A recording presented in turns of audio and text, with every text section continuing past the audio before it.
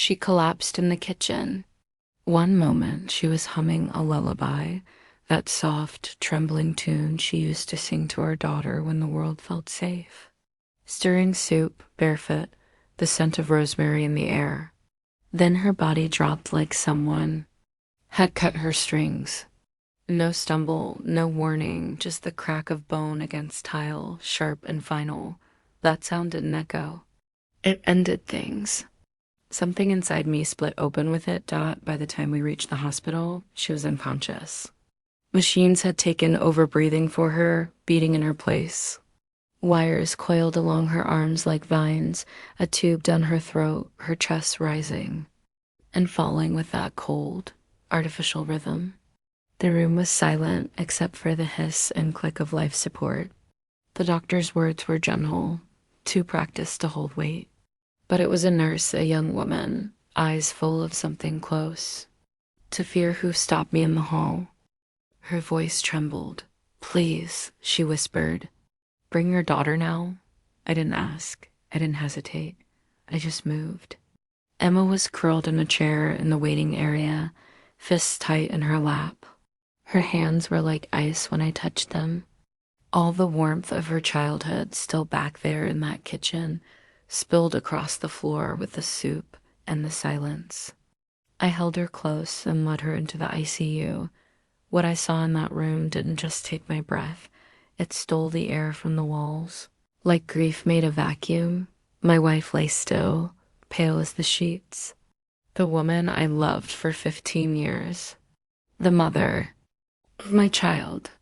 And sitting there beside her like he belonged was a man, his hand wrapped around hers, whispering her name like it was a sacred thing.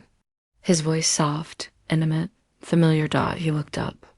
I recognized him instantly. Her coworker, the one she swore was just lunch. The one who once smiled at me across a punch bowl at a holiday party, shaking my hand like we were both just normal men. Our eyes locked. He turned toward Emma. "You're her daughter?" He asked gently. "No," I said, calm and low, eyes never leaving his. "She's mine." Betrayal doesn't always come like a slow leak. Sometimes it's a flood. Sometimes it tears through your life in an instant, like a thunderclap splitting the sky. In that moment, I felt the floor give beneath everything we'd built. 15 years of routines, of shared Sunday mornings and bedtime stories, of laughter over burnt pancakes. I'd always been the dreamer, the planner. She was supposed to be the light, or so I believed, but shadows had been creeping in for a long time. I remembered the signs now, how her eyes would dart away too quickly, how dinners stretched suspiciously long, the silence that followed when I entered a room, the too fast laugh, cut short like a lie half swallowed, and the note, the sweet folded letter I found tucked in Emma's lunchbox a month ago. Something about "missing you already," signed with a heart. She laughed it off, said it was a joke from a friend, but I knew. I felt it in my bones. That night, I sat alone in the garage, staring at the silver plaque on the toolbox she gave. Mere 10th anniversary to my forever. Forever, I realized, comes with small print. I stopped grieving and started observing. Quietly, methodically, I sensed her cloud account, installed tracking software, unseen, invisible. The truth began to pile in, slow and devastating. Messages, photos, emails she thought were deleted. He called her Sunflower. She called him always. That used to be ours, always. That was what we promised under the stars once. Our newborn daughter asleep between us. She wasn't going to yoga. She was checking into room 409 of the Rosewood Hotel. I tracked every visit, logged the dates, times. I kept everything at first. I thought she was preparing to leave me for him. But then came the toxicology report.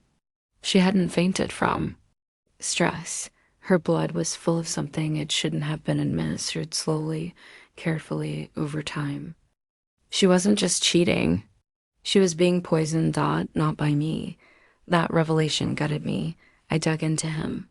It didn't take long to find the rot restraining orders, ex-girlfriends found in bathtubs, overdoses that didn't add up. He was a pattern, dressed in a clean shirt. I don't know if she knew what he was doing or if she chose not to see it. Either way, it didn't matter anymore. The damage was done. I had what I needed. I let the hospital run its tests. While they worked, so did. I met with a lawyer, moved every asset into a trust for Emma, froze her accounts, updated my will, filed for full custody. When she finally opened her eyes 3 days later, I was waiting. Not with flowers or whispered reassurances, but with a divorce packet, a pending restraining order, and a will to protect the only thing that mattered, not her daughter. Still, I needed something more. Something unforgettable. Precise dot, I invited them both to dinner. Her favorite place, the little candlelit restaurant where we used to toast anniversaries, where I once slipped a ring onto her finger and promised her the world. She arrived looking hollow, aged in a way that had nothing to do with time. He sat beside her, smug, pretending this would be easy. Before we even ordered, I slid the folder across the table. "You should see this," I said. Inside, photos from the hotel, GPS records, screenshots of messages, even the flag transactions. From her joint account used to rent the room. And then, stapled to the back, a custody petition. Every page signed and dated. He stiffened. She went pale. Her hand shook as she reached for the glass of water. "You tried to replace me," I told her, my voice barely above a whisper. Then I turned to him. "And you tried to erase her." His jaw twitched. I leaned closer. "I know what you did. So does the hospital. Tomorrow morning, the police will too." He bolted. Didn't even stay for dessert. She stayed, weeping quietly. Into a cloth napkin, mascara bleeding like old ink. The divorce came quickly after that. I got the house, the savings, full custody.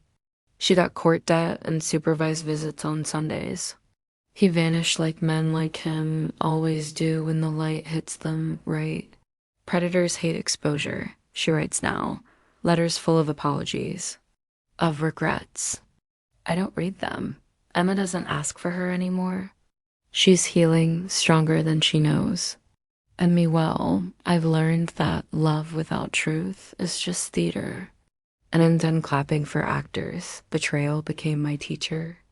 It taught me to wait, to watch, to strike not with rage, but precision. I don't regret what I did. I only regret believing before I had proof, but I corrected that dot with facts, with silence. With strategy dot and one final move, so calculated, so devastating, it left no room for doubt dot, just checkmate.